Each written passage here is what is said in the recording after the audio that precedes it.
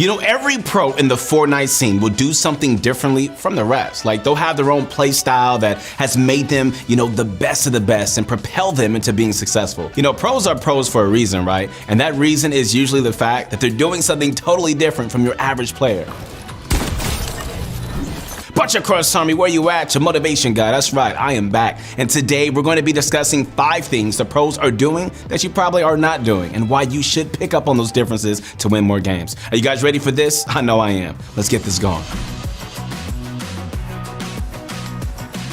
One of the biggest things that you need to copy and learn from the pros are the secret exploits and, moves that they use to win all of their fights. For example, guys, like you can learn a ton from, top pros like FaZe Martos or, a really good player who's known for his smart playstyle.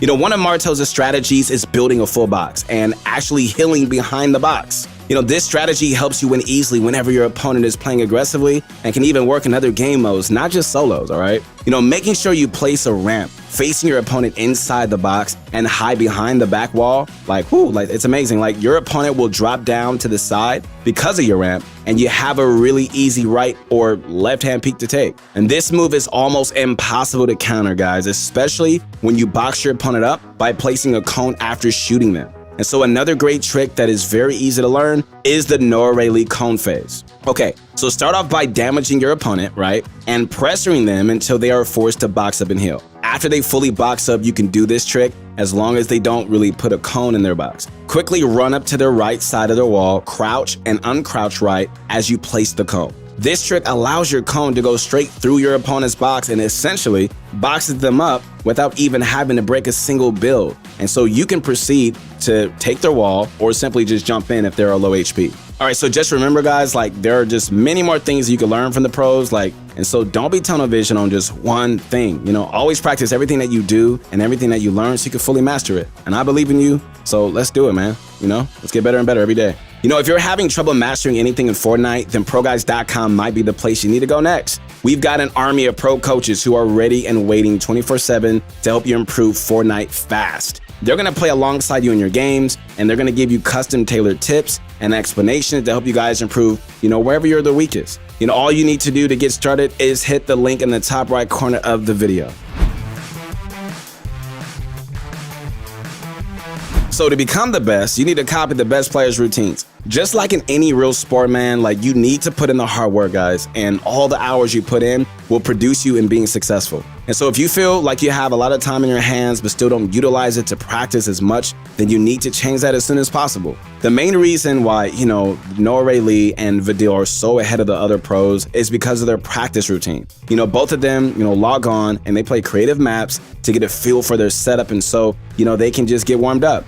The main one being the Raider 464 aim duels map. Every time one of them starts up their stream, they always 1v1 another pro in aim duels and build fights. And so this really helps to warm up their mechanics and ensures that their aim will remain consistent. And so if you want to go above and beyond with your aim, you can buy Kovacs, which is the best aim trainer. Kovacs is a tool that every pro, such as Mongrel and Clicks and no-rayleigh and, more, use to improve their aim daily. So just remember, guys, this is just an extra step and it's not required. And it's not, really all that useful for controller players, really. Okay, so after training their aim and warming up for at least 30 minutes, the pros like going straight into arena or tournaments. And so what we recommend, guys, is to train your mechanics a little more, especially if you're an average or lower level player.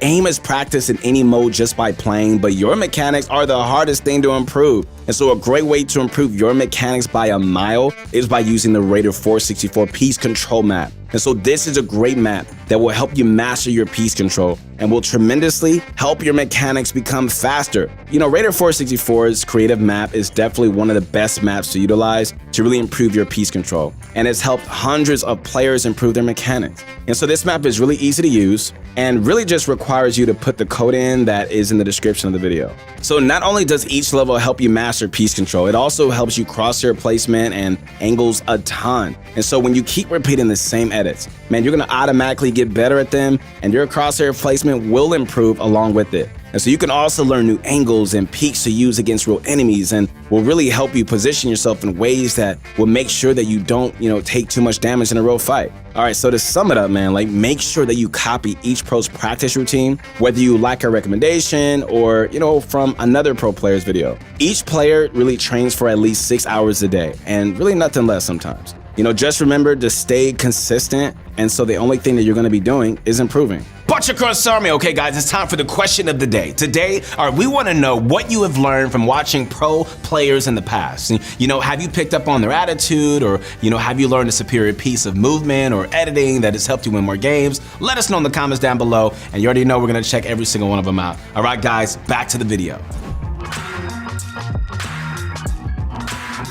All right, so a small but important component to really becoming the best competitive player is learning how and when to rotate. And copying and learning from the pros is the best way to improve at that. And so when you watch a pro player playing a stacked game, you might be shocked on how well they manage to rotate without having to waste any mats, all while taking absolutely no damage. Well, this comes from practice and analyzing previous games. A pro player will always take the least congested side, also known as the dead side. And so when you're trying to make a rotate, you would probably think you take the easiest and fastest rotate, but it's actually the complete opposite.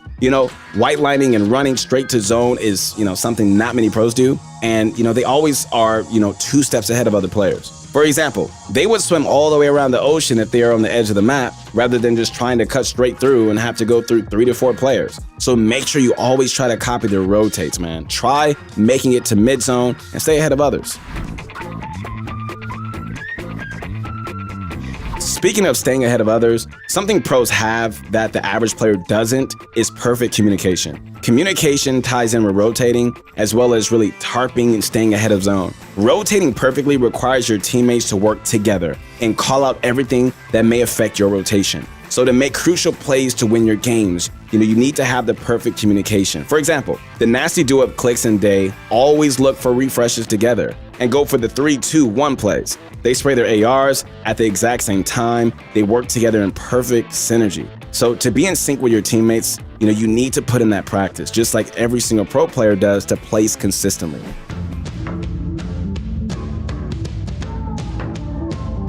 So the last thing that you should obviously copy from pro players are their settings, and preferably their peripherals. Peripherals such as controllers, keyboards, and mouse, and more are mostly preference, but pro players will always use the best equipment in tournaments, so you can trust them. Many pros use the Apex Pro TKL as their keyboard, Logitech or Final Mouse mice, and Scuff or Xbox Elite controllers as their go-to peripherals. Although these are expensive, they provide a huge advantage. All right, so now that the peripherals are out of the way, the settings are the main thing that make every professional player so good. And so if you think you're on the optimal settings and keybinds and have already copied the pro player settings, I guess you're good. But to make sure that you have the best settings, watch one of our previous videos.